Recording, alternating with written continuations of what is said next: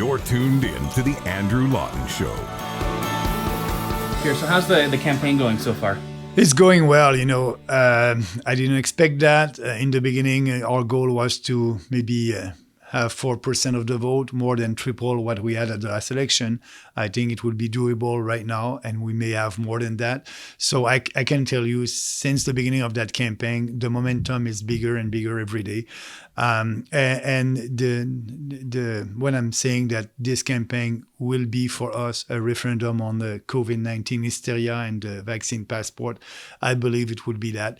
That's giving us a big momentum, because people understand that, individual freedom and personal responsibility, that's two of our main principles, founding principle of this party.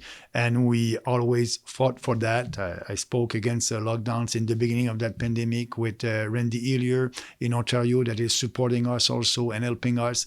It's going well, and people want to have their life back like before COVID. When the People's Party was founded in 2019, a lot of people certainly perceived it to be a very conservative party, a more conservative version of the Conservative Party.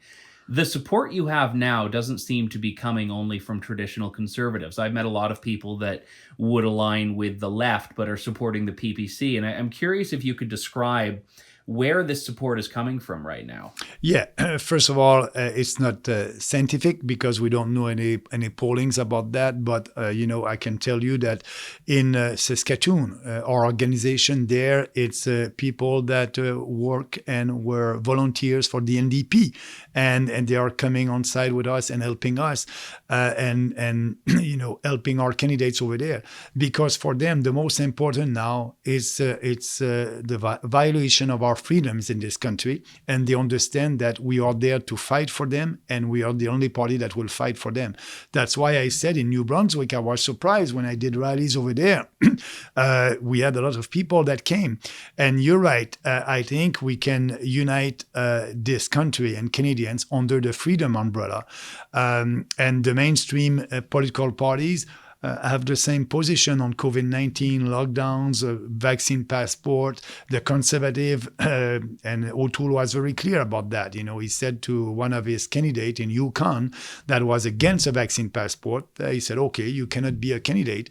And now he wants to have a registry and doing tests every day and a vaccine passport. He's like Trudeau. So they understand that if they want to live in a free society, we are there. So yes, you're right by saying that it's not only former conservatives that are coming on board, but also people who voted for the Liberals or the NDP. I cannot tell you if it's a big part of our supporters or not, but when I'm traveling, I have people that came to me and are telling me that, and also some people that didn't vote. I met a guy yesterday that he said, I'm 55 years old, and that will be the first time that I will vote, and I will vote for you. And don't forget, in Canada, about 28% of the population didn't vote at the last election. If only half of them are voting for the PPC, will be around will have a support that will grow, and that can happen. I believe that people who didn't vote, people who voted for other political parties, liberal or conservative, are coming with us. But I believe that the majority of our support is coming from former conservatives. It's not just about opposition to vaccine passports. I'm hearing a lot of people that are against vaccines themselves. You yourself have talked about not being vaccinated, and because of that, you can't even campaign in certain provinces, especially in Atlantic Canada. You have a party right now that's being defined as an anti-vaccine party by a lot of people. Are you happy with that? No, I'm not. That's the mainstream media. The mainstream media, every time that I'm doing an interview with them, they're saying, oh, this party is anti-mask and anti-vaccine. No, if you believe in freedom, you believe in freedom of choice. And everybody must be free to decide if they want to have the vaccine or not, with the right information, informed consent. And personally, I decided not to take the vaccine. Like I said, I'm 58 years old, and my chance of dying if I have COVID are only 0.5%. So I have the data and the statistics on my side. I have 99.5% chances of surviving. So that's why I decided not to take the vaccine. But my dad is 87 years old and diabetic, and he has comorbidities. So I I encourage him to take the vaccine because he's at risk. So everybody must be able to take that decision.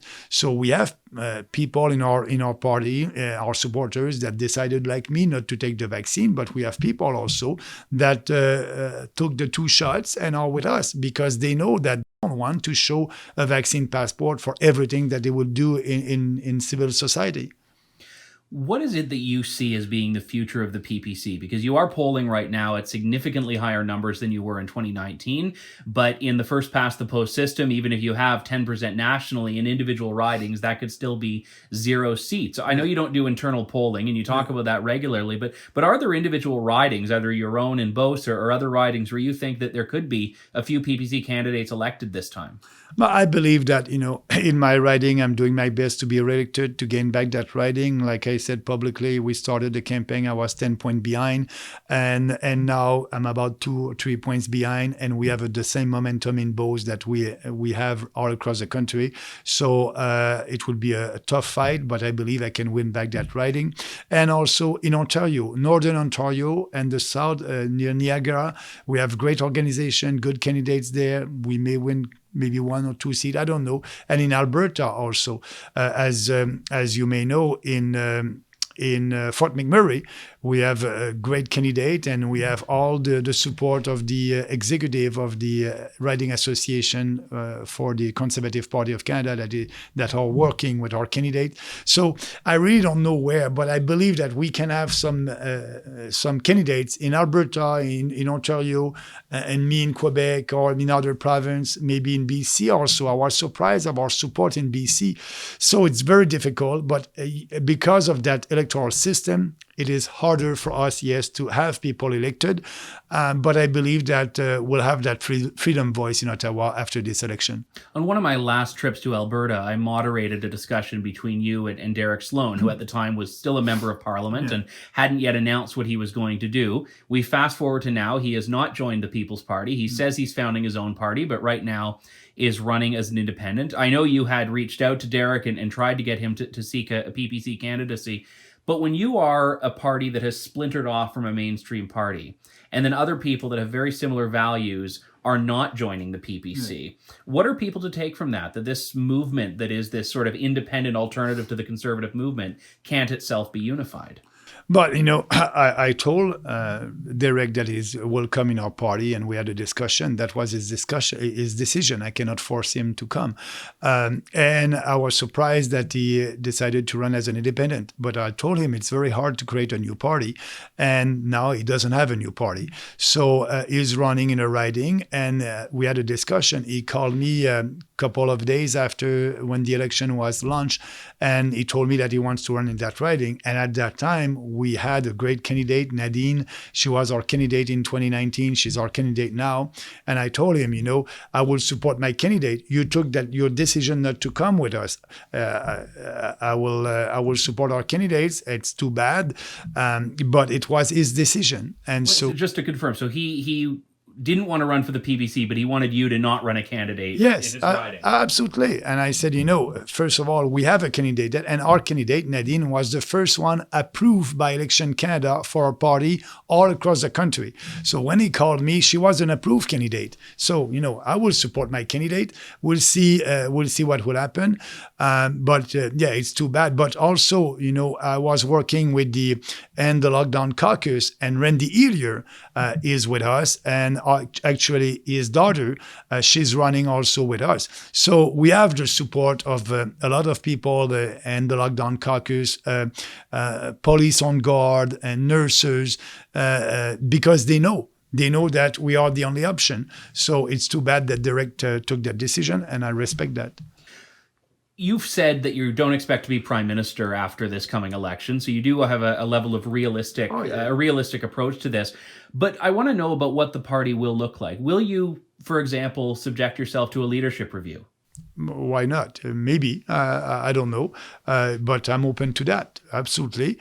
After the election, I think, our platform was approved by 49% of the conservative, because, as you know, the People's Party platform is the platform that I ran on during the leadership of the Conservative Party in 2017. So it was easier for us to build a party with ideas. I took that platform. So that platform was very well received by conservative members at that time, and now it's well received with a lot of Canadians. But yes, my leadership, I believe that after the election, I'm ready to ask a question to our members if they want me as a leader or not. I think you're right. It will be a good time to do that.